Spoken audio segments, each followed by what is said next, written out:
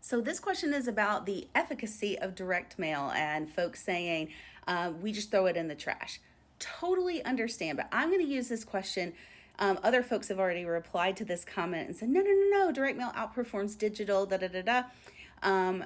Absolutely, they're completely correct. I responded that it is partially generational, and all of that is true. But what I want to point to is what I call fundraising strategy based on anecdote. And that is something that I myself, as an evidence based fundraiser, we don't do. We don't change our plan or develop our plan based on what one or two people say. So a lot of times folks will say, well, we don't need a phone-a-thon anymore. I never pick up my phone. No one picks up the phone anymore. We got a couple of complaints from people that didn't want to get a call.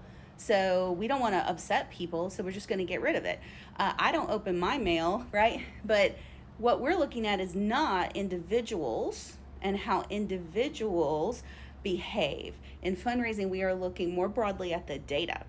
Now, at the major gift end, yes, we are looking at specific behaviors and opinions of individuals.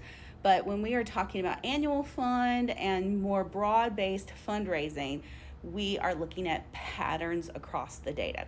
So yeah, direct mail performs quite well for a lot of organizations, partially because it's nostalgic, it's tangible, it breaks through all of that digital clutter that we have in our lives. Like, people's inboxes are just too full to respond to all of the emails that we get, which is why nonprofits only get about 20 or 30% open rates these days.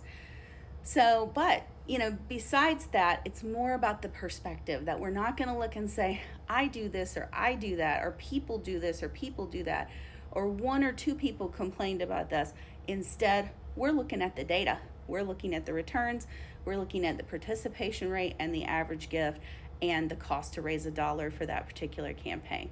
That's evidence-based fundraising. Let me know if you have more questions.